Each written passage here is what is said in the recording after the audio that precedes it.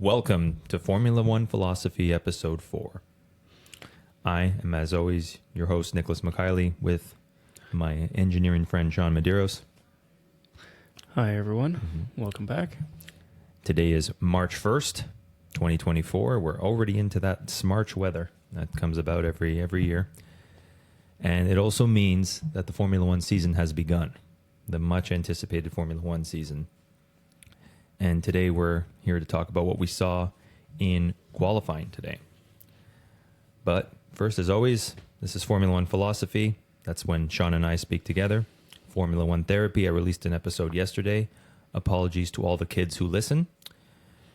And Sean will have his therapist, which is his rebuttal to my crazy therapy sessions, coming up soon. Formula One Philosophy, Therapy, and Therapist. Formula One _philosophy at Instagram. Check out more information there, more cool memes, and more breakdowns of engineering techniques and mathematical statistics from the races. Sounds riveting. Hey, it's the start. We're only a minute in. I can say whatever I want right now. We're joined as always with the dogs, Senna and Gatsby, the lightning quick Senna, and the Not so intelligent Gatsby. not so intelligent Gatsby. I tried to think of a nice way to say that, but there isn't, is there? No. Look at him. Yeah, he wishes he was part of this podcast. There's nothing behind those eyes. Much like Will Buxton. All right. So, first off, we always have this podcast and we never give people a sense of how we actually used to do this. Because I said these were our conversations that we videotaped, or we didn't videotape or didn't record over the past 10, 15 years that we've watched Formula One. And the first part of our conversations always start with, how's life? So how's life? So, you know what, Sean? How's life going? How's work? How's everything? Yeah, I mean, it's life. It's busy. This week in particular was a little hectic. I spent 2 days in the U.S. for work. Oh, wow. I worked it out. We did about 16 hours in the car over 36 hours. Damn. Did you want to say where you went? Did you go to the third world country that's south of the border, or did you go to the riveting metropolis? We did a nice little U.S. Midwest tour. We hit Michigan into Indiana, Indiana into Ohio, Ohio back to Michigan. Okay. So you did hit the third world country known as Detroit, or regional destination. Well, I'll leave it with those are your words, but sure. We went through Detroit, yeah. Let's just say everything in the Midwest looks the same. It's just beige highways and flat fields. I don't know. I did my red state tour in 2018. I went Michigan, Indiana, Kentucky, Tennessee. And I don't know how I didn't fall asleep on the highway, especially those like long straightaways. Michigan at the beginning, when it's close to Canada, it's actually a beautiful highway. Nice little turns. I don't know if you went through Sarnia like I did, but I used to go through Sarnia a lot. And this time, the people I'm going with now tend to want to go through Detroit. So I don't like it, but yeah. So they do Windsor and Detroit. Detroit was once the greatest city in the world. Windsor was never anything. You've always told me this, so I'll let you say it. What do we call Windsor here? What do we call Windsor here? Purgatory. Oh. Yeah. Okay. While you wait to go somewhere special. Yeah. I mean, what I associate with Windsor and driving through Windsor to Detroit is that the 401 is so straight you could fall asleep for an hour and not hit anything. Yeah. Yeah, there's like... It's just a horrible place. The animals don't even want to go there because you're right. Like, there's no worry about deer or anything like that on that highway. No. Yeah. Yeah. I have one thing to say. I had an incident. I don't know. I won't elaborate into this. An incident? An incident at work. And I want to just get your thoughts on this, so I thought I'd bring it up. I'm a waiter. I'm a part-time waiter. I do a lot of things in my life. I used to be a carpenter, but as of right now, just for the time being, I'm back waiting tables because it's, in my opinion, easy money. And it helps me start stuff like this, and hopefully I can turn this into something that makes money and then go do other passionate things in my life. I'm a Renaissance man as far as I'm concerned, and I'm the only one who thinks that. But something happened to me, and I want to bring this up. I want to see what everybody thinks. And I'm going to try not to get hyperbolic and parabolic, but more than likely I still will. Did Kevin Spacey touch you? He tried, but that was many years ago. I'm a little too old for him now. You're the one that escaped from his basement then. Yeah. That was a traumatic experience, Sean. I thought you wouldn't bring this up on that podcast. Anyways, this week, it was technically last week, but we didn't get a chance to talk about it. I served a table whose bill was $50. Technically $49.96. And this is Canadian dollars for our American listeners, so $2 American, I think. Yeah. Something like that. Something like that, yeah. Anyways, when it came time to pay me, they decided to pay cash and not credit card or debit card. And they left me cash. So I didn't know that total off the top of my head going into the payment. So I was kind of busy, was just a little flustered, just trying to get the payment. And I see him hand me a red bill and a quarter. He left me 25 cents on a $50 bill. Now I want to make something really clear to everybody. And like I said, I'm going to try not to get parabolic. Hyperbolic. Hyperbolic, parabolic, same thing. Like I could start here at what is it called? The low is called the tangent intersect point or the cusp. Yeah, in a mathematical sense, they're the same. The point is, hyperbole is not the same as a parabola. Hyperbole is a literary term or an English term. I told you I haven't been a mathematician for many years, okay? Point I'm trying to make is, do not do that. To everybody listening, do not leave 25 cents on a 50. All servers out there would rather you underpay them, even stiff them some money, and basically say, I hated your service, like pay out of your pocket, which you shouldn't do that anyways. That's not good. That's if we start that, what's that called? That precedent, a lot of people are going to do it. But you are the scum of the earth if you leave 25 cents on a 50. Damn, I'm getting hyperbolic, aren't I? What did you do to him? I don't know. I have no idea. I thought I do the same thing I do with most tables, which is, undermine them, make fun of them, make a lot of sarcastic remarks, and ignore them for periods of time. But that seems to work well for other people. I have a theory. Yes? It was Kevin Spacey, and he had just heard your sponsorship bit. Mm-hmm. But wouldn't Kevin Spacey want to give me money and be like, hey, there's more back home? You're out of his age range now. Oh, okay. So this is his way of saying, fuck you. How dare you use me in one of your sponsorship, fake sponsorship blurbs. Listen, the whole reason I brought that up with Kevin Spacey is because it seems like the public has completely forgotten what he did. And this podcast is not to discuss that, but like, holy crap, people. Do we really have that poor memories? Yes. Yeah, well said. All right, I didn't get parabolic on that. I had a whole thing about, him dying in the hospital all alone. But, I kept that to myself. And if you're listening, I don't want you to die in the hospital all alone with your family abandoning you, saying you should have never left that waiter only 25 cents. I did it, Sean. I kept it clean. And you brought it back. All right. So we actually have one correction. I said in last week's podcast that Sean has Au Fin du Monde on his wall of his list of beers. We should probably get a picture of that for the Instagram at some point. He doesn't have Au Fin du Monde. He has Tout du Monde, and Tout du Monde, if I'm not mistaken, is the wheat beer, or the Blanche de Chamblay is the wheat beer. Yes. Tout du Monde is this less strong version. I think it's more like a lager. Yeah, it's definitely not 9%. Yeah, it's 4.5. So we're going to get Fin du Monde another day on this podcast. But yeah, that's my correction.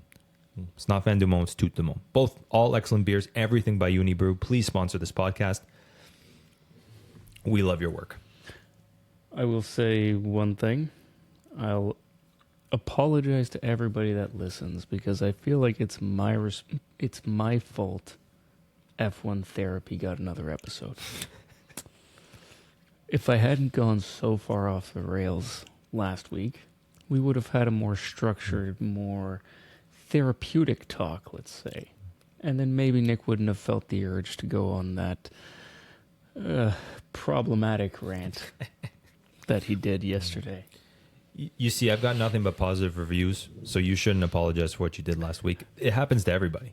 Everybody in the first couple episodes, they get a little drunk. I listened all the podcasts I listened to, all their first episodes, everybody got drunk. So that means we're going to be famous. There you go. Heard it here first. And I want to say, I would have gone on that rant anyways because holy shit, Drive to Survive, get your shit together. What the hell was that this season? But if you want to hear about that, go listen to the episode of F1 Therapy that Nick just put up. Yes. I'll have some sort of response to it shortly. You can't respond to a crazy person. I think you should just inject me with sedate me. So then we're going to pack this up and call it a day? Or basically your entire therapist episode should be an episode or a montage of all the episodes of House where they sedated the patient. Or just a hot mic while I sedate you. Yeah, okay, either way. That works. I think a lot of people would like that. Eventually, I think I'm going to be so hated in the F1 world that they're going to be like... There's going to be like a Reddit forum saying, should we hire Sean to kill Nick? Sean will be the biggest poster on that Reddit subreddit or whatever it's called. Yeah, I mean, the number would have to be big, but there's definitely a number. Oh, wow. That's kind of scary. 250,000, you think? No, you're worth a little bit more than that. Oh, Sean, I'm blushing. Mainly because I could use a little more than 250,000. It's probably close to $1 million then. Yeah, think about it. You're going to have to... Let's not think about it. Anyway. I stopped myself this time, everybody. Okay. So, what are your thoughts on today's qualifying? Like I said, this is March 1st, 2024. Today was the first qualifying of the season for the Bahrain Grand Prix on a Saturday night, or I guess tomorrow morning for us. I have a lot of thoughts, but I want you to start the conversation. So what did you think about qualifying today? So qualifying was interesting.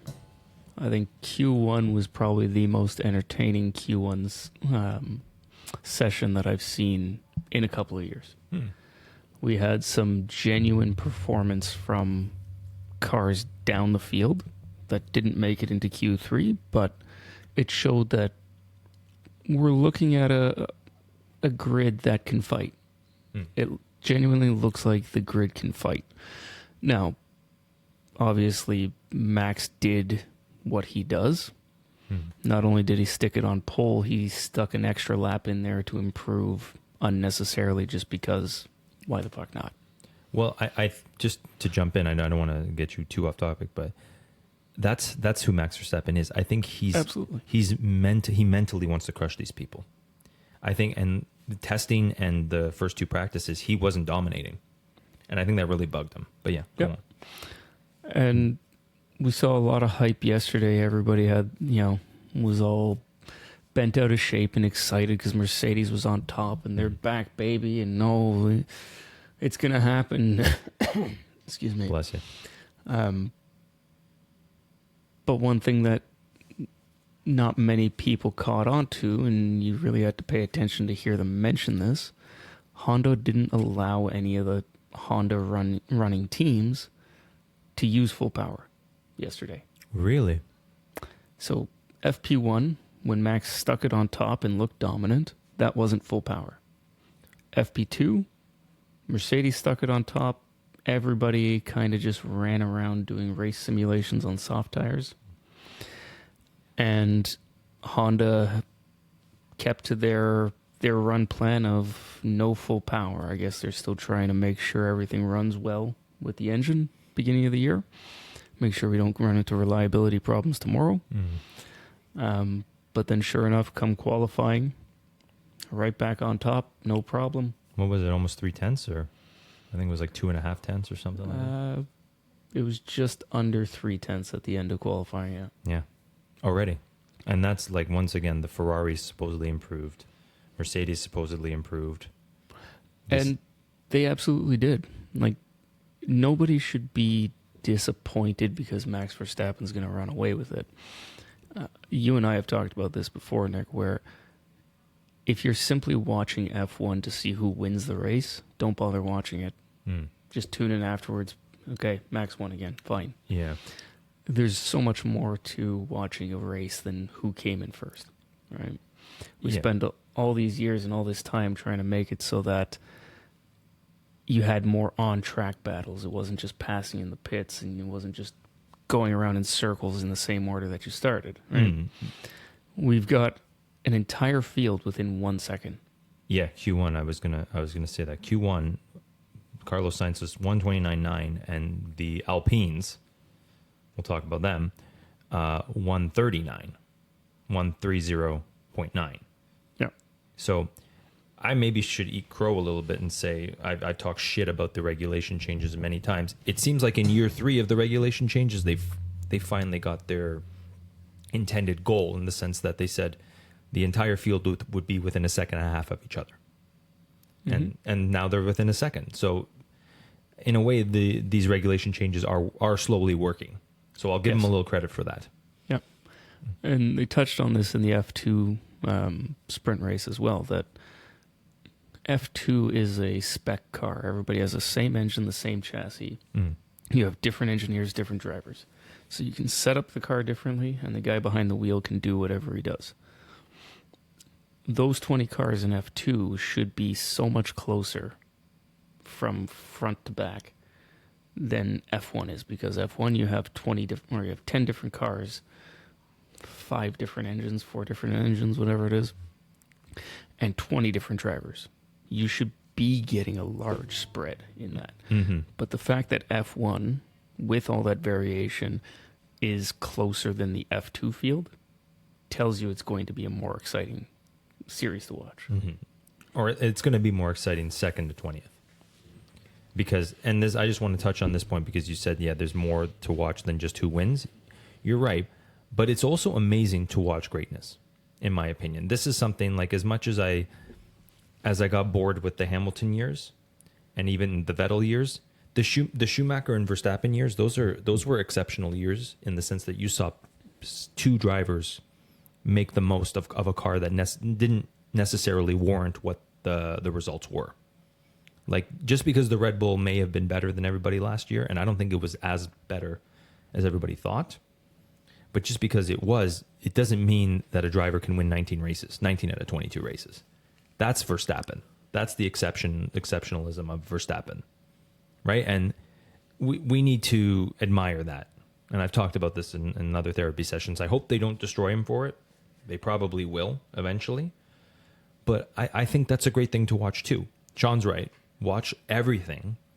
I even got involved a little bit, and this was blasphemy for me, because I know I've talked shit about this for many years. I was loving the 7th to 10th in the constructors fight last year. There is a lot to watch.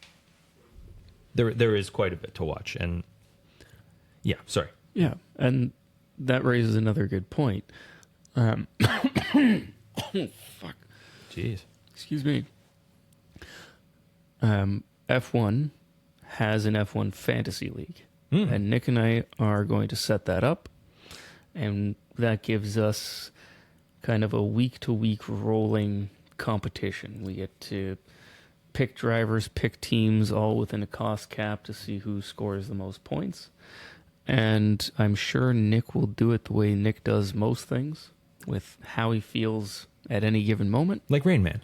Like, I'll just glance over everything like Rain Man, and I'll know the answer. That implies you're doing some level of intelligent thought in the background. I would like to think I have that, like, subconsciously, just because I can't bring it to the forefront of my mind. Doesn't mean I don't have that calculation. My predictions aren't always as bad as they seem. There's a lot of big swings and misses. That's for sure. I'm like Joaquin Phoenix in Signs. All right. a lot of strikeouts. But hey, when he got the home run, it went the farthest in all of that. I forget what that town was. Doesn't matter. Yeah, great movie. Anyways, you have a chance to compete with Sean, and Sean has numbers and engineering behind it. So can you compete with Sean? Can you beat Sean? I think Sean dominates the fantasy league that we have with Formula One philosophy, personally, based on the pure statistics. We'll see. I may have the numbers and I may have all the data. However, I do tend to make decisions sometimes that are a little more emotional than... Okay. Yes. Let's talk about that a little bit because it'll bring us back to some points here. You revised your position for Ferrari. Your hatred of Ferrari and the Wild Turkey took over that decision. Because we're gonna all as members of this podcasting community, we're gonna give you one more chance. Are you positive that Ferrari is gonna finish 6th this year? I'm not. Okay. But something tells me my other predictions are right. Yes, actually, I think I got Alpine and Aston Martin completely wrong based on what we saw this week. And V-Carb, I don't know what's going on there. The thing for me is when we look at Q1, they were phenomenal. Mm-hmm. Q2, Yuki just missed it. Mm-hmm. Danny didn't do so good, but it was good enough to show some merit. And when we look at FP3 from yesterday, Ricciardo was running around on those soft tires for 10 to 15 laps, somewhere in there, with some pretty consistent times. Mm. In Bahrain, that's an extremely abrasive track. It hasn't been resurfaced in the 20 years that they've been running there. Of course. It is hot, it is abrasive, it is old tarmac. A soft tire lasting that long is pretty impressive. And if you can keep it doing consistent times, I think V-Carb's got something in that car. Obviously, they can get a decent qualifying. This track's probably not the best one for them. But it wouldn't surprise me if you see Danny and Yuki stick it out high midfield tomorrow. Yeah, I was actually watching a video. I forget who it was by, but they made the point in the comparison to Aston Martin in 2020, or Racing Point, in the sense that the Racing Point that year was basically a B-spec 2019 Mercedes, Yep. essentially. And they finished 3rd in the Constructors. And they're saying if V-Carb just took the 2023 Red Bull and rebadged it, we might see something similar this year. I don't think they can get that high, in my personal opinion. But it's an interesting thought. Yeah, and it's clear now that that's not what they did. They didn't just copy the old Red Bull. And they've taken a completely different approach in an environment that is heavily influenced by Red Bull. Right? A lot of Red Bull people were working on that car. So it is a different car, but it's very clearly a quick car. It's going to be how quick is it? I think they're definitely quicker than some of the people around them. I would say the Williams has improved, but I think the V-Carbs are going to be ahead of them. Yeah, that's going to be a tight battle. That's going to be a very tight battle. And Sargent, I don't want to really talk about him too much, but he seemed to just miss the mark again. So that's not going to help Williams in their situation. But didn't you hear, Nick? He put on 5 kilos of muscle over the winter. Oh, wow. I did not hear that. Who was saying that? Oh, my God. It's the only fucking thing Will Buxton and Alex Jakes will talk about. Jesus Christ, man. I already went off about those two morons. I don't know what it is. It seems like when it comes to Logan Sargent on track, they have to talk about him because he's out there, but they can't say anything good, so they just talk about how he put on a whole bunch of weight. Yeah. I could go off about this for hours about how, like, don't ruin a European sport to get the American market, because the American market's never going to care, and the Europeans are just going to feel alienated and pissed. But that's what it sounds like to me, is they want something American to talk about to make it America-centric. It's just the Americans who love this sport, and there's a lot of them, love it for what it is. Mm-hmm. Just keep it that way. Don't try and shove someone in their face that they know is bad.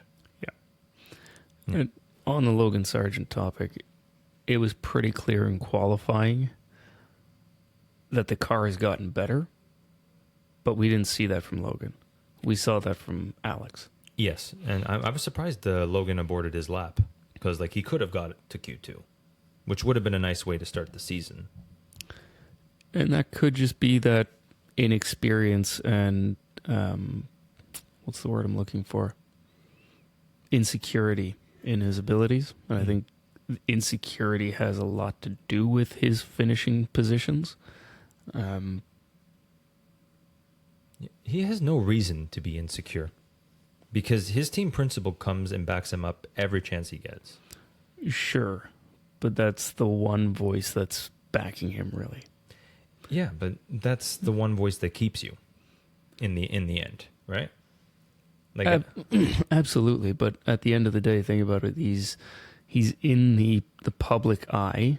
All of the viewership of F1 has access to Logan Sargent now, and he's on Drive to Survive and everything else. And if your team principal is the one saying, we're going to give him time, we're going to let him work, we're going to let him develop, that's great. That's what he needs to hear. But if everybody else is saying he doesn't deserve to be there, including you and I, yeah, it's not nice to hear. And no, I don't blame him for feeling insecure. Yeah, he does have a lot to prove. This year is definitely make or break, and that could be weighing on him. But maybe the call was, okay, you're not necessarily gonna get into Q2 unless you have an amazing final sector. Abort the lap, save the tires. We'll get him back in the race, which they may still have great race pace. This is what I'm actually loving the most about this season, is that a 20th, like a 16th to 20th, is not a death sentence anymore. Compared to last season, like anybody can get in the top 10 now, and I think you might see a lot more people going for it. Everyone can get into the top 10, of course, except for Kick Sauber, which is one of the notes I wrote here. Only two teams were stuck in Q3 or Q1, sorry, stayed Q1, stayed in.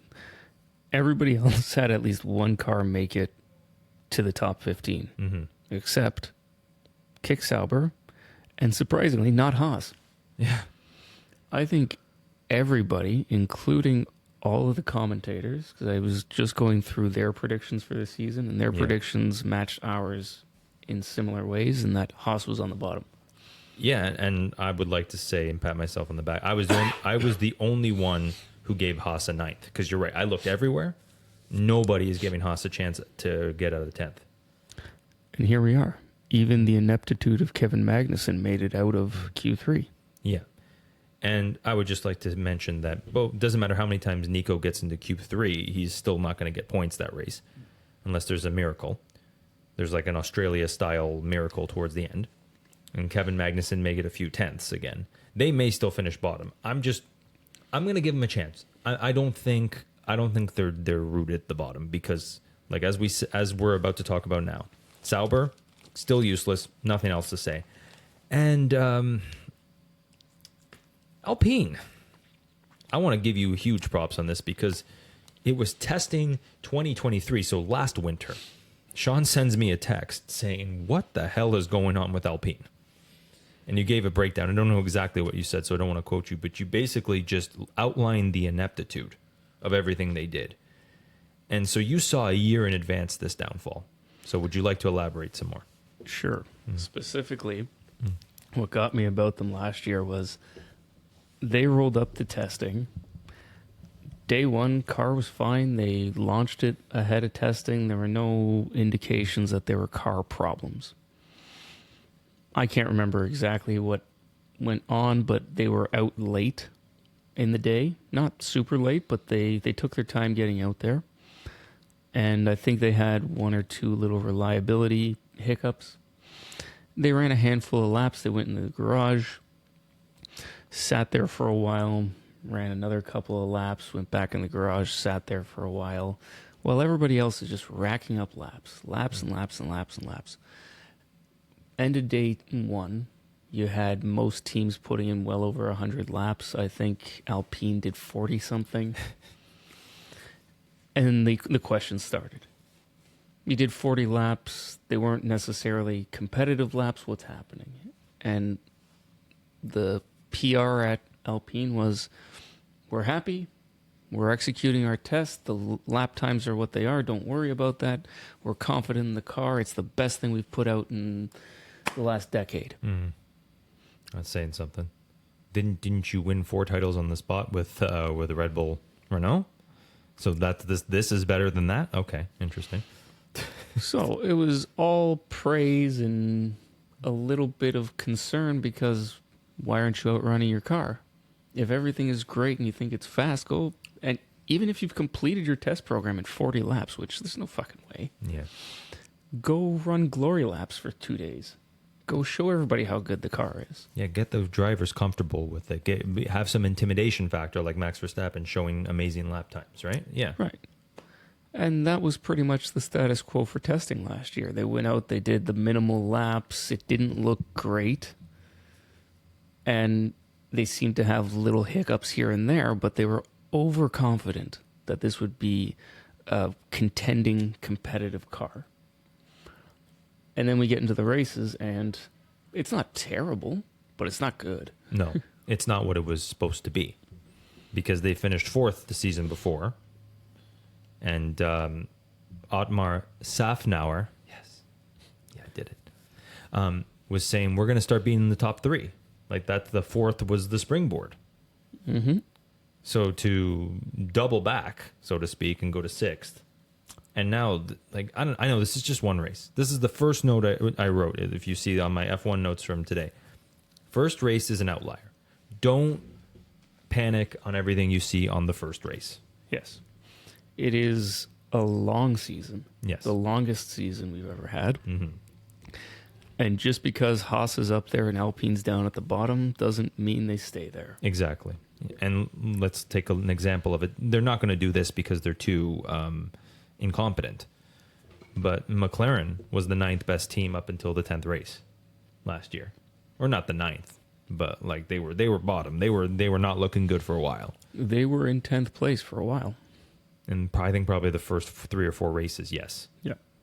And but yeah, because I was just thinking I think by the 10th race they had 19 points, and AlphaTauri at the time, Haas and Williams were nowhere near that. So they were probably going into that race still 6th or 7th, which was not anywhere near where McLaren wanted to be. And then next thing you know, they're the second best constructor race 11 on, right? And nobody got as many points as them. So nothing like that's going to happen with Alpine. But is 6th or 5th out of the realm of possibilities? Not yet. Not yet. Yeah. And I just want to put something into context for anybody who is watching practice. They kept referencing that the Alpine is about 10 kilos overweight.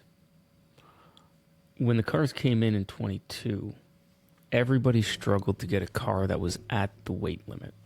So you want to be able to get a car, the bare car, everything that's in there, under the minimum weight. You want to develop a car that is lighter than you're allowed to have it so that you can put ballast where you want it. So the car has to be X amount of kilos. I want to be less than that so that I choose where I put the weight so that I can change the balance of the car to make it go faster. Can you explain ballast for everybody? Is that what did you just explain that right now? Like, well, ballast is literally just weight. Like they'll machine steel or lead pucks to put them in the car where they want. You'll see on some of the nose cones, like the Red Bull has this right at the front where it meets the front wing. There's a panel that they can remove. They don't have the driver cooling ducts there anymore. They're higher up on the nose now. So that panel on the Red Bull can come out and they can shove weight right in the front of the nose if they want to move weight forward. Okay. I actually saw a good video of this on Instagram the other day. It was the 2008 or 2009 McLarens. They had 2 specs of front wing. One front wing was 5 pounds, and the other was 50 pounds. Hmm. The heavier wing was exactly that. It was a ballast wing. The whole wing itself and the whole nose cone assembly was shoved full of lead. So you want to get the car lighter than the minimum weight so that you choose where the weight goes so that you make it handle better on any given track. Smart. 22, everybody was overweight except for Sauber. And that's why Sauber had an advantage early on in the season because their car was lighter. They could end up going faster because they had less weight to move around. Partway through 22, most teams caught up. Last year, everybody was underweight. So everybody was normalized as far as weight goes. This year, Alpine goes and redesigns the entire car except for the steering wheel. And they're overweight. And they're the only team overweight. Yes. As far as we know, they're the only team overweight. And it shows. The car looks sluggish. It looks like it's throwing itself around. And it's hard to imagine how they got it that bad. I don't know. Didn't they keep all their engineers from the past couple of years? Wasn't it just the head office? They redesigned the car. This goes back to what we talked about a couple weeks ago, where instead of evolving on a concept, like the concept wasn't great, but it was a base you knew. Why did you redesign the entire thing? And 10 kilos. So in general, they say 1 kilo is about a tenth. So 10 kilos would be about a second. Right. And that's how much they're off the pace. Now, I don't think that's accurate because I don't think it's just weight. Because in theory, if you were to take that weight out, you'd be with Max Verstappen. It's true. So it's not entirely weight. The weight will have an impact on it. They're underpowered. Yeah, I was going to say the unit has always been an issue since 2022, right? Right.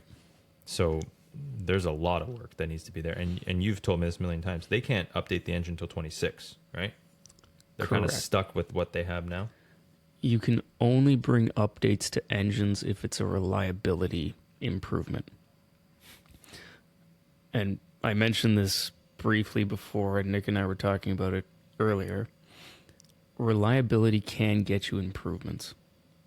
We saw it with Honda in 2020, 2021, because this is not a new thing. The development freeze came in, I want to say, 21. So you weren't allowed to develop your engines. You weren't allowed to develop software, nothing. Except if it was reliability. And Honda was underpowered at the time.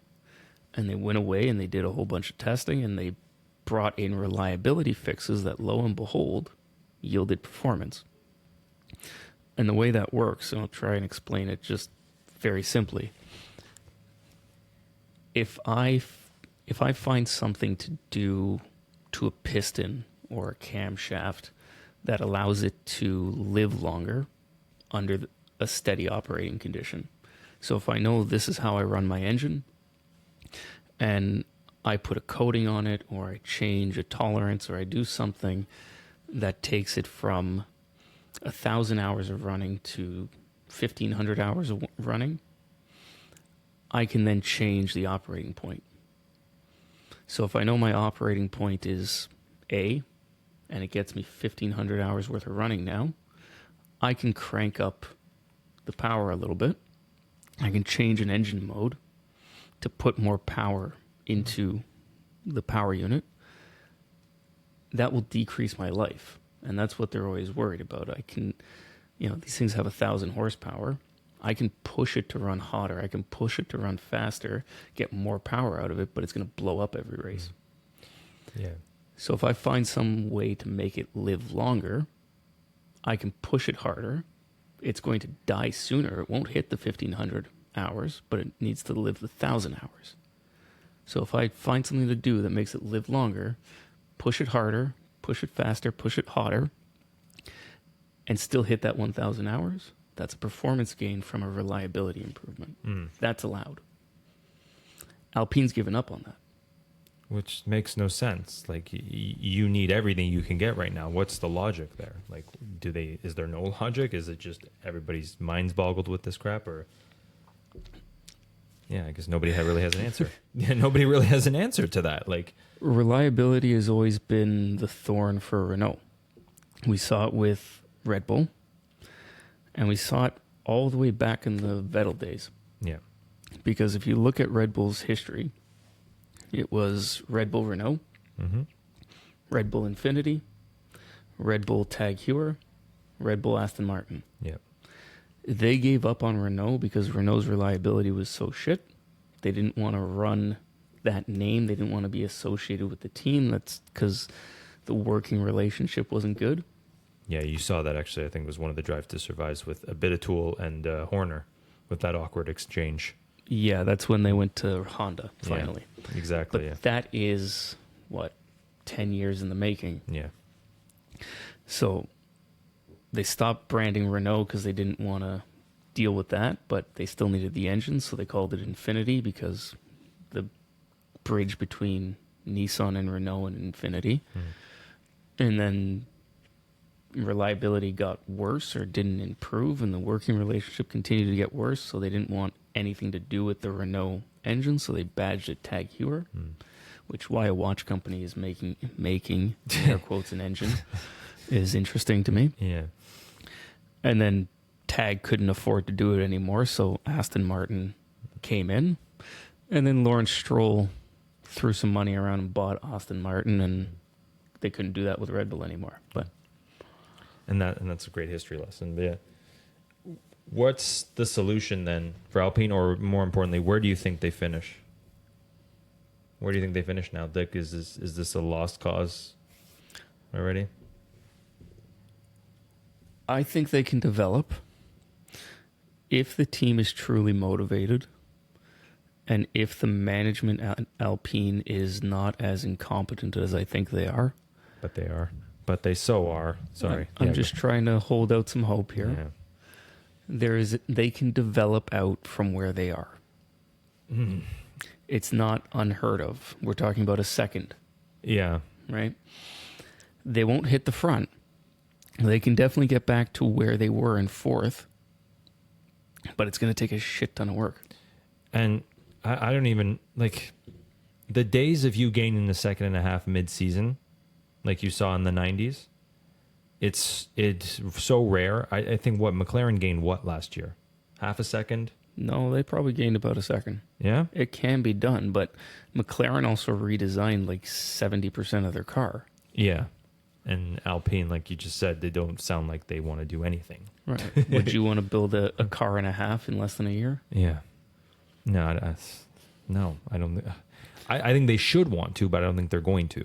Right. Yeah, and sorry, I just the drivers too. Are the drivers good enough that they're going to give the right feedback? Should they try and redesign this thing?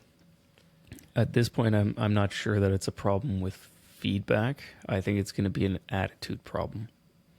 That's a good point. That's a very good point, because that was going to be my next point, that Gasly's not going to take this and tolerate this. It sounds like Ocon will work with them, because I think he knows his career is going to be cut short if he doesn't.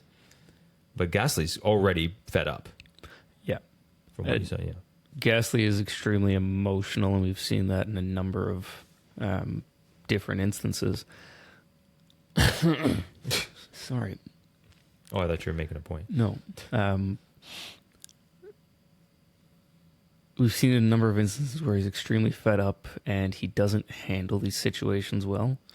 And when you're that hot about something, you can't give proper feedback, right? No. So he's just not going to be useful to anybody in that state if he's constantly in 20th place. Yeah. And Ocon, I think you're right. He knows he's got to do something. I don't know that he knows what he has to do. That's well said. So he's going to fake it till he attempts to make it. Yeah. But at the same time, I think where it goes south for him is because he's trying to play the team game, he's not going to want to finish behind Gasly. No. So if they're fumbling around like Nikita Mazepin and Mick Schumacher were at Haas in 22, it's going to be 24 races of Ocon and Gasly in the wall together. In Mick Schumacher's defense, that was more Mazepin upset. I'm not. Yeah. This is just because we did see nonsense at the back between two teammates in cars that couldn't go anywhere. So I see. I see that's the analogy you're making. Yeah. I was going to make the point of why my prediction of Alpine was so good because Ocon had 6 DNFs to Gasly's 1 last year and only finished 4 points behind him. So I think you're right in the sense Ocon is going to want to deal with this, but he's not ever at any point going to think he's worse or worthy of moving over for Gasly. And that's all that's going to keep Gasly there is if he's treated like the number 1. So like you're saying, it's going to be a rock and a hard place that's going to happen between these guys. Like it's going to be, an unstoppable force meets an immovable object in a sense. And neither of them are unstoppable forces or immovable objects. They're going to be lapped the majority of the time. But let's see, because tomorrow's a whole different day, and maybe it was just a bad qualifying, and maybe they turn it around, and maybe one of them gets points tomorrow. But yeah, so if that's the case, if they can turn it around and get maybe like a point tomorrow, it won't be as catastrophic. They maybe won't go into panic mode. But I think it's fair to say that neither driver stays if what we saw today continues. Neither driver is going to want to stay or be worthy of staying for their Alpine project. I wonder how far it goes before they start firing executives. Didn't they just do that like 2 years ago? Like Laurent Rossi replaced who? I forget what his name was, but yeah. Famine is there. He's taken over for Safnauer. And Safnauer was the scapegoat. I don't think he was necessarily the right person to be in that team, but he did get them to 4th place. Mm-hmm. He did get them to where they were at the beginning of last season. And I don't know that Famine is up to the task because he's the one that's been in charge of their engine team. Mm-hmm. So now he's in charge of the team as a whole, but he was the one that is responsible for them essentially giving up on the engine development. He's the problem and failed upward. And yes. he looks like Gunther Steiner, just as someone else who I say that fails upward in this sport. And it's very interesting that they took the problem and gave it more power. Potentially. Yeah. And frankly, I think the problem is Rossi. Yeah. But that's we don't hear much of him because he's in the background. He's not the team principal, but this was the one good thing that Drive to Survive showed, that the second something went wrong, Rossi was not afraid to go off on his team. And that's not good. And it was all very public. Yeah. It seemed like every time he went off on the team was hearing it for the first time in the public address of it. Yeah. And Safnauer said that too. It's like, yeah, this is the first I'm hearing that I'm gone. Like they basically fired him in public. Like it's just, I can't believe Ferrari looks amazing. Like Ferrari. Sorry, for the record, that's also how they got rid of Jolyon Palmer. Oh, really? Jolyon Palmer showed up to the track and heard on the news that he was replaced by K-Mag. No? He raced with K-Mag at Renault. He was replaced by your second favorite person. Oh, Nico Hülkenberg. That's right. That is correct. Yeah, in 26. So this is 2016 then. Yes. Okay. All right. I think we did a good job hashing out Alpine. We were sidetracked on Ferrari a little bit. That's my fault. But I want to get back to Ferrari because I made a point here. I made a note, which is I hope Sainz crushes Leclerc. And up until Q3, that looked like the case. That looked like the case that he was showing the real pace in the Ferrari. He has everything. He has everything to prove, and it seems like Charles Leclerc, no matter what he does, he's going to be worshipped at this team. So I think that's going to be a detriment to him this year because he knows he can do no wrong. And I think they will even back him over Hamilton, which they'll maybe do that for the first part of 2025. But once it becomes clear that Hamilton's better, they won't.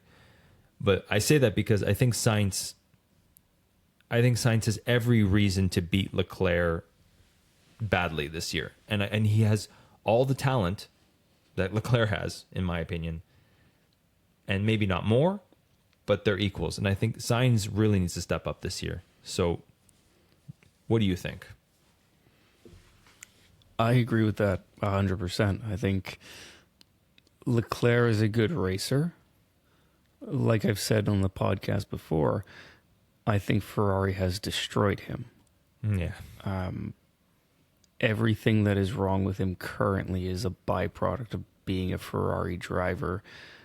And the only Ferrari driver to come in with so little experience and such a long contract. Yeah.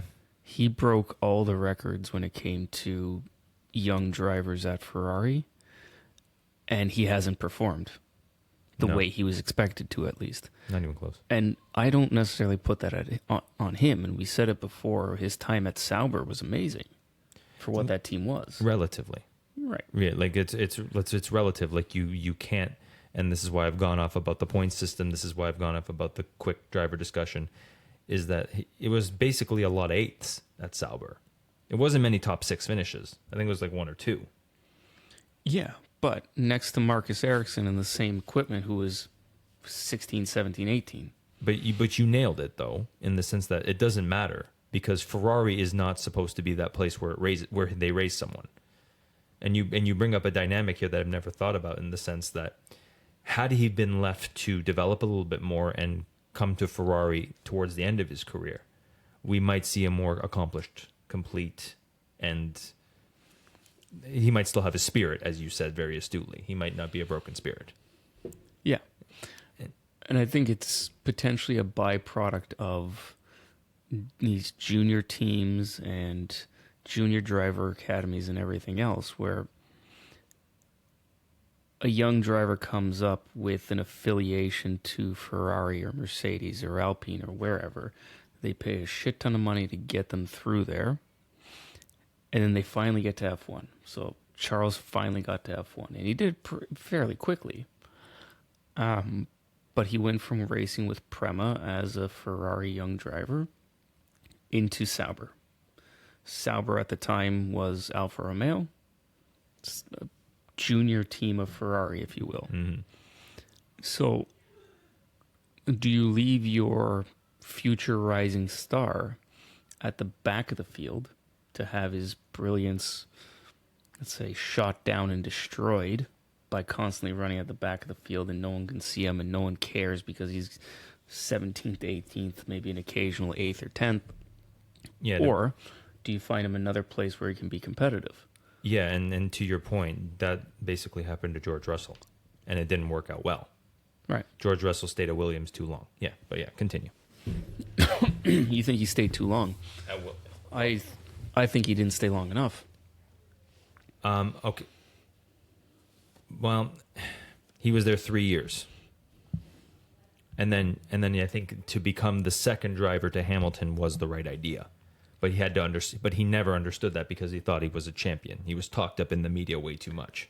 He needed to recognize where his place was and wait his turn, which is exactly what they should have done with Leclerc. But yeah, go on.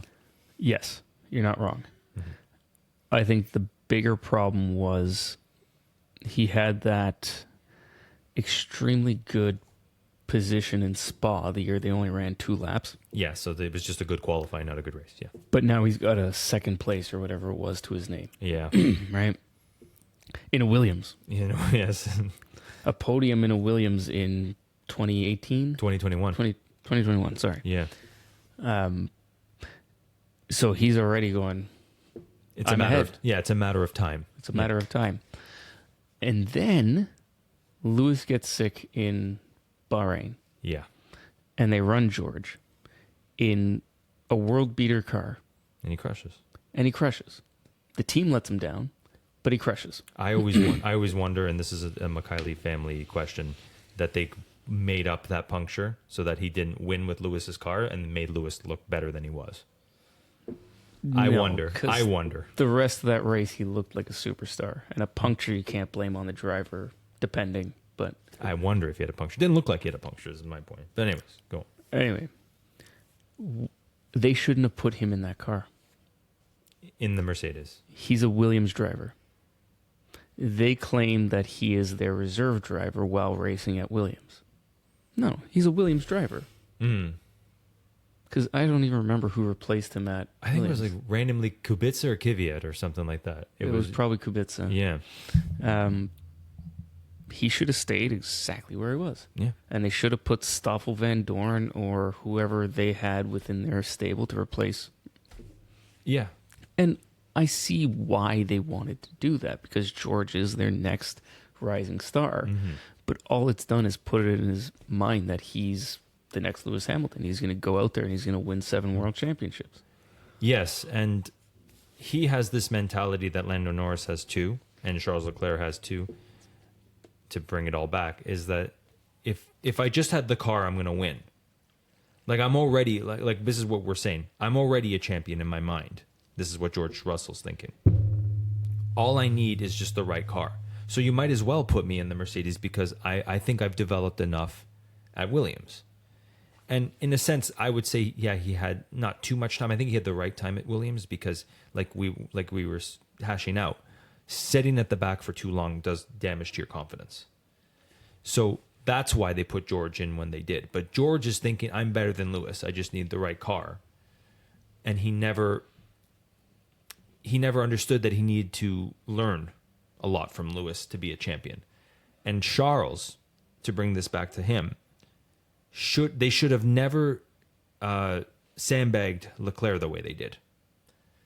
In the sense that had Charles just sat there and learned a lot from Vettel, and even had Vettel there in 2022 when he needed some guidance, clearly, he might be a better driver without a broken spirit.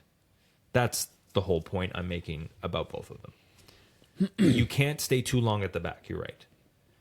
But you also need to understand that once you're in the better car, you're not necessarily the main horse in the stable.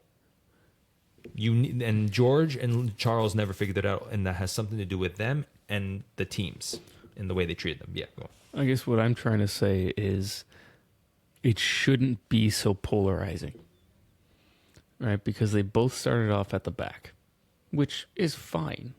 Mm-hmm. And then they jump to the best cars on the grid, right? Mm-hmm. There are other drivers who you see progress through teams. You don't see it as much now because of this mentality of the midfield teams take a midfield driver and those drivers just kind of float around in the midfield. And the winning teams put a young driver in the B team and then promote them to the top team. And you get what you get with Red Bull. Mm-hmm. This is the next world champion. We're going to fire him halfway through the season. Right? And you get the Charles Leclerc where he's doing good in a bad car. Let's put him in the good car. Oh, fuck, we killed him. Yeah. Right? Yeah. There needs to be the progression. And I'm not saying this because I want to see F1 turn into a ladder series where the same teams are on the bottom and the same teams are on the top. And then the drivers just kind of step from car to car to car. That's not what I want to see. It's kind of is in a way, but yeah. But I think we need this mentality of young drivers and allegiances to certain teams. And if I go here and do this, I'm going to get that seat. It needs to change. Mm-hmm. Because look at Red Bull's problem. They have all these fucking young drivers. Yeah, no spots. They have all these drivers on the grid that came through their team that were all expecting to get a Red Bull seat and never did. No. Carlos Sainz. Yeah, that's true. Was expecting to get a Red Bull seat, never did. Mm-hmm. Yuki Tsunoda, I think, has that same problem now. Yeah. He doesn't deserve it, but yeah, anyways. Danny Rick is a bit of a different situation, but his goal is to get back to Red Bull, and frankly, I don't think that's going to happen. I was thinking about that all morning, actually. It's the only other one than Sergio Perez that makes sense. Albon doesn't make sense there, especially after all the shit Albon's talked about. You don't bring Gasly back. Like, who else really steps into that seat? Like, Lando doesn't want it smartly. If they want to kill Liam, they can do that. I don't think they will, but Liam will be interesting there, because he seems like a kid who understands his place. At least I got that vibe from Drive to Survive. So he may just step in and be a second driver there. I didn't like his comments about him not getting the seat. Yeah, you're right. You only had 5 races. Yuki's been there 3 years. Also, he was a proven leader at that point. Yeah. Him saying that brought back flashes of Gasly to me. Ah, that's a good point. Gasly almost torpedoed his career because he couldn't keep his fucking mouth shut. And that very much sounded like the beginnings of Liam trying to do that. Yeah. So you didn't get on my case, but you were questioning me. You're saying, why was I going after Lawson? It's not that I was going after Lawson, is that there wasn't much of a sample size to go off of with him. So the idea that, like, a lot of people were talking him up, even Jordan and Coulthard were saying he is the next Vettel. And I was just tampering expectations. But from what we've seen, and for the most part, except for that comment, like you said, his attitude's been pretty good. yes. And he's been pretty solid. But you're right, that's an excellent point. Like, don't go the Gasly route. Do not go the Gasly route, because that just does not end well. And also, if you overvalue yourself, you're never going to make it, especially in a sport where Max Verstappen could potentially be your partner. Like, you're never going to be as good as him. I don't think he's ever going to be at that point. But yeah, like, Yeah, it's a difficult one to say. you know, the more I was trying to bring this back to Sainz, but the more I think about it, actually, Sainz does make sense in that seat. In some aspects, if he understood he was number 2, but I think there was always friction between him and Max. Back to the Toro Rosso days. Yes, you're not wrong. There was. For the same reason, there's always going to be friction in the junior teams with 2 young drivers. Max and Sainz came up at the same time. They raced in the same series together. So it really was... Actually, no, I guess they wouldn't have, because Max went straight from F3 to Formula 1. They could have, because Carlos is older. Yeah, right? yeah. But yeah, anyways. So ultimately, it was Sainz saying, I've done my job. I've gone through everything I would deserve to be here. And then Max comes in, not having done all the things that Sainz has done, and overshadows him, basically. And he was a young punk with a dad who was willing to kill everybody. Yes. Which obviously was going to cause problems. But yeah, anyways, go on. So I think that's why there was friction. Nothing more than 2 people fighting for a seat that only one of them was going to get. Only one of them was ever going to get. Yeah. Right? And it always seemed like it was Max. There was just way too much hype around him. Yes. Coming up, yeah.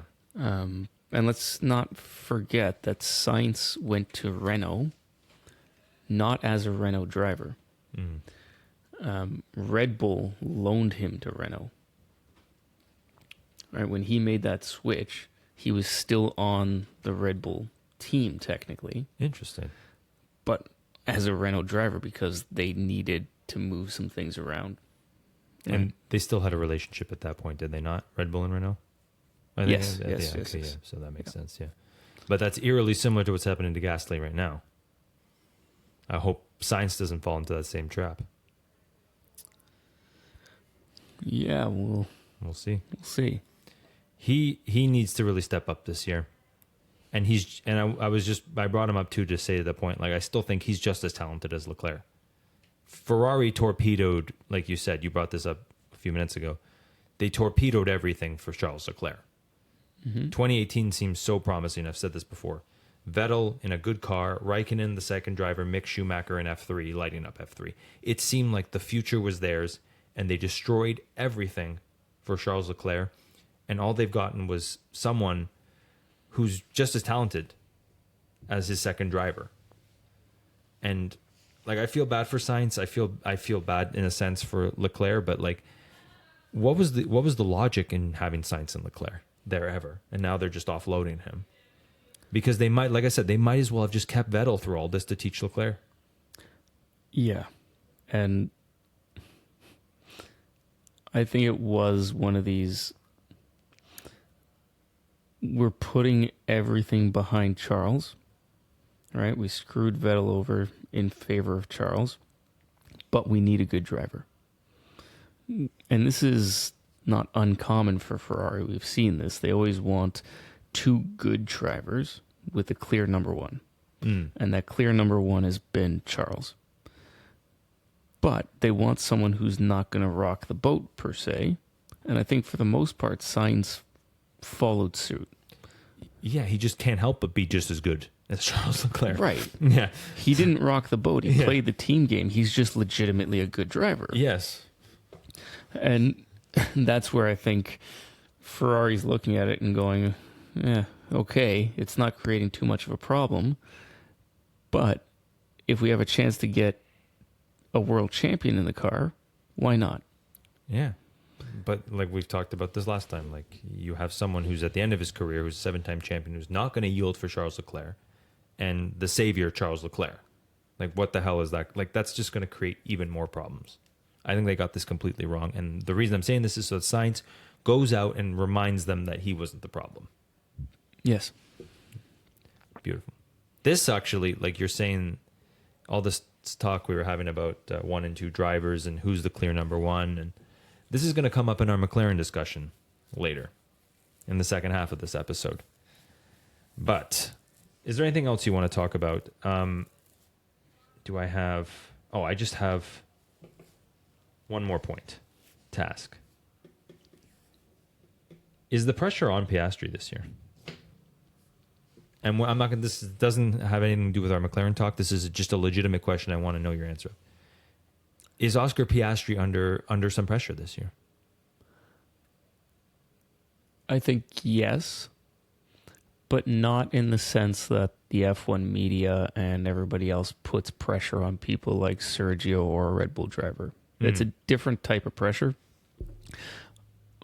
I think given the season he had last year, where it was an uncompetitive car, it was clear that McLaren put everything behind Lando. He got the first set of upgrades. He showed that it was working.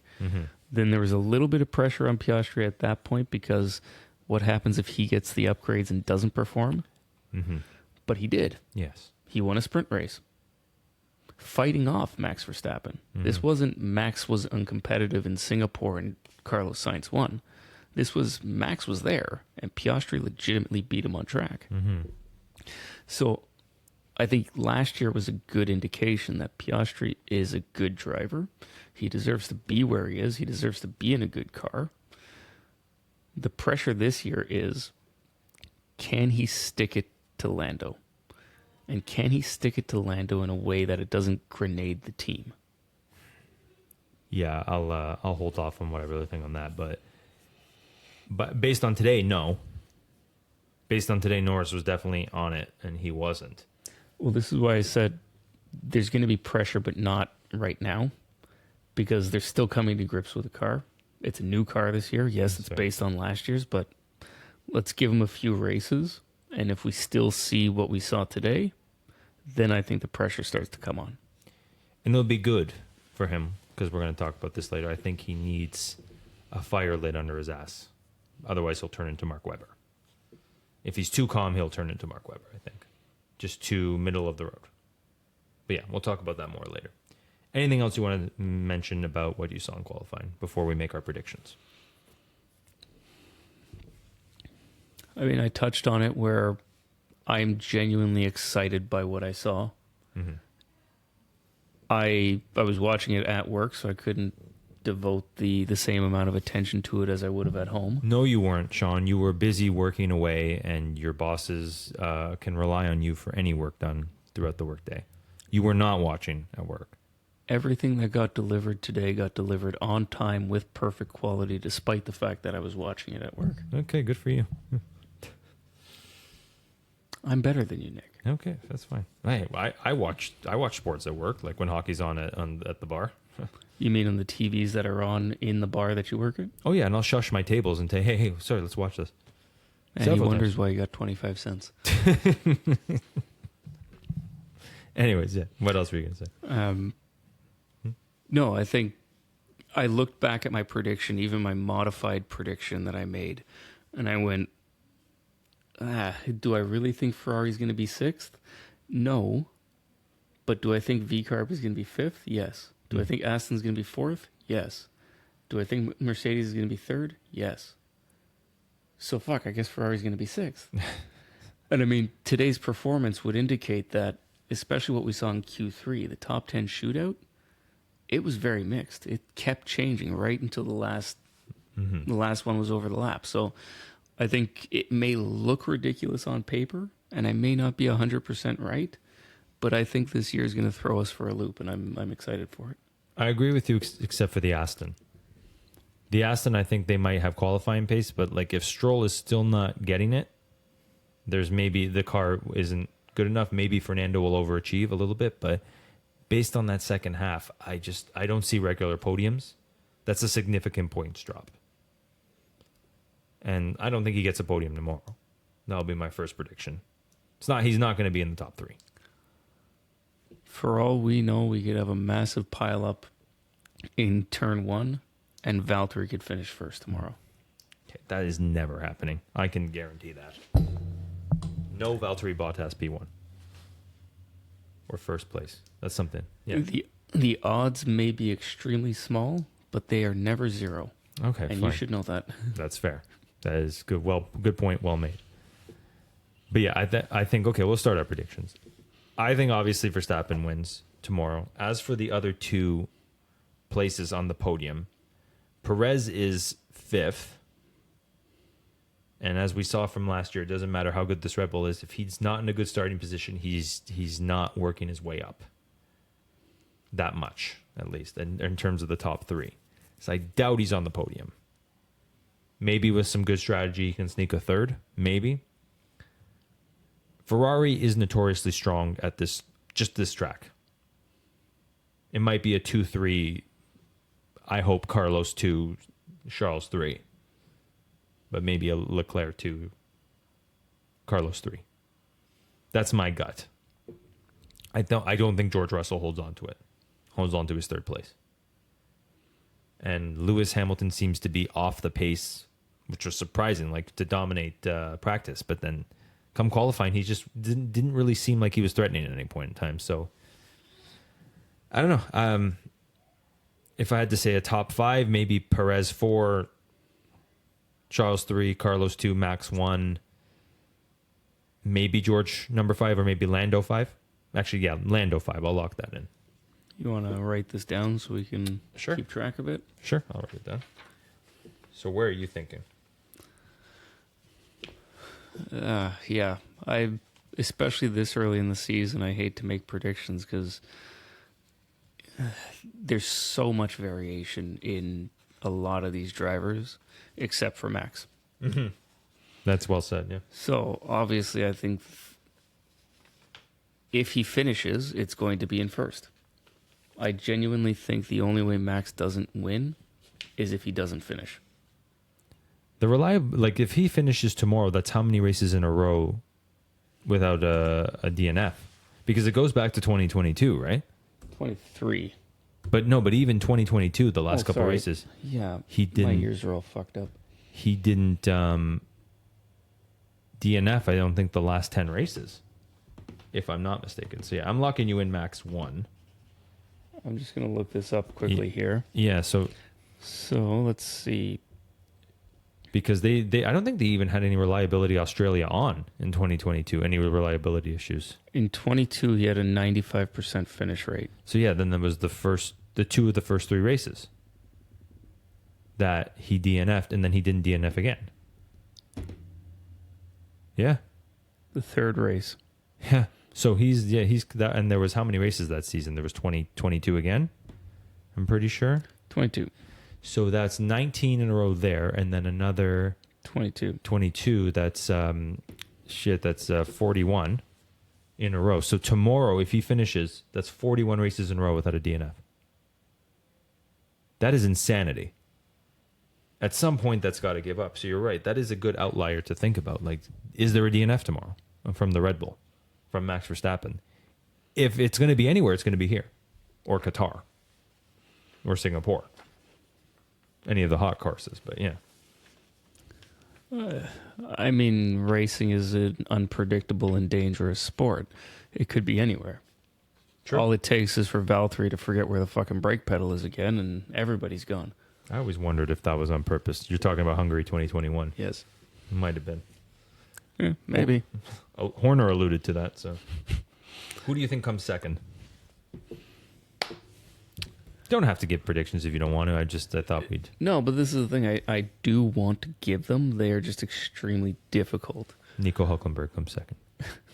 His first You know ever what? podium. It may be, like I said, the odds may be small, but it's never zero. It's definitely more likely, I'll say that, than Valtteri Bottas.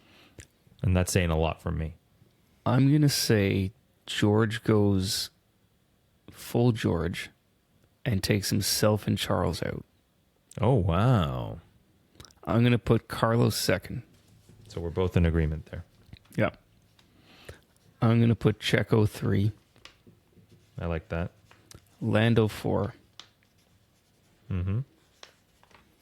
So George and Charles are out in your minds. Does that mean, is it Piastri, Alonso, or Hamilton? Piastri. I had a feeling you were going to go there. Yeah. I like yours. Looking at it now, yours, I like it because you thought about outliers and potential crashes. I could see either of these happening. The more I think about it, maybe Charles Leclerc coming 3 is a little ridiculous by me. Maybe more of a Perez. Perez makes more sense. But yeah, I'll stick with it. I made, like I said, all my predictions, they come off the top of my head. Do you want to do a P10 prediction? Sure, all the way up to 10. No, just 1 to 5 and then 10. Who's going to come in 10th? Who's going to come in 10th? Okay, let's take a look at this starting lineup. Albon 13th, that's a good one. Stroll. I don't know if because Hulkenberg is going backwards. Yes. That's for sure. I'm just going to say the 3 people we have here, 11, 12, 13th, is Yuki, Lance, and Albon. Based on last year's performances, those are the 3 people. You throw Gasly and Ocon in there, those are the ones that finished 10th. Yeah, but I can see Stroll sneak a 9th or an 8th. So if I want like the 10th place, you know what? A lot of qualifying's looking similar, so I'm going to say maybe the race happens. Albon got 10th in this race last year. I'll say 10th again, Albon. I'm going to go for Yuki. Yeah, that's what he did that in his first season.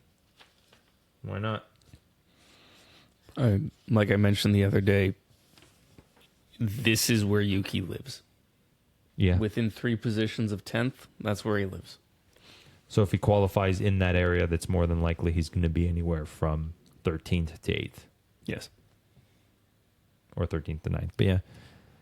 I know, I see Stroll going up a little bit. I can see him pushing into there. Into the upper, not the upper half, but like the 8th, 7th, maybe 8th. 8th or 9th. Hulkenberg goes backwards. I don't know what to do with Daniel Ricciardo. I think he's probably going to stay in that realm, unfortunately, as much as I'd love to say. I'm confident race pace-wise, Danny Rick finds somewhere between 6th and 10th to fall into. Let's hope. Because if anyone needs it, if anyone needs a good race tomorrow, I think it's him. Because if he gets started on the right foot, his season could explode. And the world needs him in a better car. Yeah. And qualifying, I don't think did him any justice. Watching him in testing, watching him in practice, especially FP2, he looks comfortable. He looks happy. He looks on top of it. And as far as his performance over his career goes, that's when he gets the results. I don't think he's going to win. I think they have the potential to win a race this year if that car is as good as it looks. But it's going to be a one-off, and it's going to be later in the season. So I think he's firmly mid-place in the points. It's just a matter of where. Let's hope. And I think you're right in the sense that that car is more track specific for good results, and this track has never really favored them. Yeah, it's an odd track where it's got long straights, it's got a high speed chicane, but it has no fast corners. So I noticed it in testing. It caught me off guard that they had such large rear wings on. And then I started thinking about it and went, yeah, well, no shit. They need the large wings because they're all slow speed corners. They need the extra downforce in the corners. But that big barn door on the back of the car slows them down in the straights. So it is a bizarre track to get around. And that's why I think Albon in the past has done relatively well, because cars can't get by them on the straight. They back them up in the corners, and then they get away on the high-speed sections. Yeah. So we'll see. I don't think it's the best track for the V-Carb, but I think they'll do all right. Yeah, it's good and bad. Like it's bad for us because Bahrain doesn't give a good judge of where the teams are going to be throughout the year. But it's good in the sense that it's an outlier track, like you were saying. Like it's a very weird, odd track, so that everybody starts in a course where they can maybe just get comfortable with the car and not worry about the results, because it's different for everybody. It's one of those courses that it's not a good foreshadowing to the rest of the year. You're not going to gain any momentum from here. You're not going to lose any momentum from here. And yeah. So it is for us. It kind of sucks, but I think for the drivers, this is the perfect starting point. This is the perfect track. Yeah. Anything else you want to add, or shall we take a break? I'm gonna throw one more prediction out there, and this is just for me because I love ripping on the guy. I say Esteban Ocon beats his penalty tally from last year's race. You got what, 4 last year? It was at least 3. I know he holds the record for the most penalties in one race at 5. I'm just not sure which race that was. Ocon beats penalty tally. I wrote that down. I want to write an extra prediction here. It actually also has to do with the Alpines as well. I think one of the Alpines flirts with the top 10.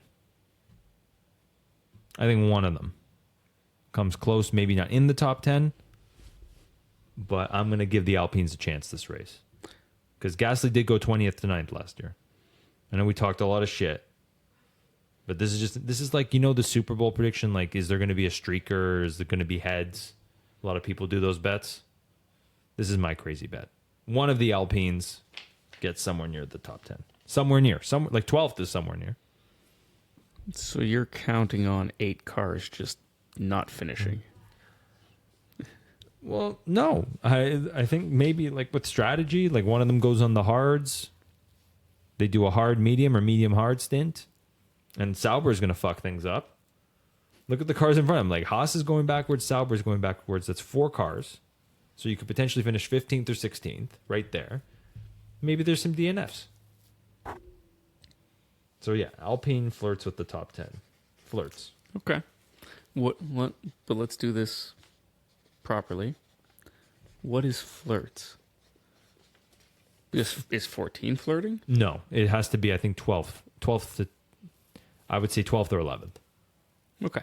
That's fair. Or even a 10th. Yeah. I'll take that. Yeah. I'm just going to go out and say I think I found the reason why Sauber painted those cars the way they did. Why is that? They're hoping to distract the other drivers to get by them. Might work for Logan Sargent. He'll be like, ooh, shiny object. It might work for him. Yes. What a mess Sauber is, man. I can go off about this for days. It's just, I was watching qualifying today. They were the only team without a special sector, a special run. They were just right there. Like they were just where they belonged. They didn't show any prowess getting anywhere better. Like anywhere better than what they did. No special lap from Bottas, no special lap from Zhou. It was just like they're a footnote. in this race. Like like we have no predictions about them. None of us think they're going anywhere. We didn't even like talk about them really until now. Oh, that just reminded me. One of my tangents last week was about Paddy Lowe. Paddy Lowe is back. Was this going to be the correction? Or? No. Paddy Lowe is back, and he is back as a sponsor of Sauber. That says it all, doesn't it? Well, he's got a company. I'm not sure if he owns it or owns part of it or what the situation is, but his company is one of the companies developing the sustainable fuels for 26 onwards. And they're sponsoring the Sauber team this year. Does that have anything to do with Sauber's development direction going forward? Like, are they going to have a foothold into the new regulations? I haven't looked into it too much because I just saw this shortly before we started. But most of the teams are sponsored by a fuel manufacturer because there's no specific fuel for F1. You team up with a fuel manufacturer, they give you a fuel. The only caveats are it can't change. You can't make race-specific fuels, and there's a certain amount of energy you have to be able to pull from the fuel. So there are limitations around the fuel itself, but largely it's open, right? So Shell and Ferrari have a very long relationship. Shell makes fuel for the F1 cars, which surprisingly is actually not that different than fuel you can get from the pump. Really? Yeah. It is different, but it's not aerospace grade fuel compared to what you would put in a normal car. That's the point. Is it like a 95 grade? Like we can get up to 93? 97, I believe we can get. Oh, wow. I think. That might be 95. Anyway, where I'm going with that is I don't know what fuel Sauber uses, but if this sponsorship is also a fuel sponsorship in the sense that whatever Paddy's company is providing them, let's say, more regular fuels before the sustainable fuels come in, maybe Paddy does fuck up Sauber because the fuel's not ready. I don't know that that's the case, but who knows? They can't get anything right. All right. We'll be back for part 2 in a few minutes. I hope you enjoyed part 1.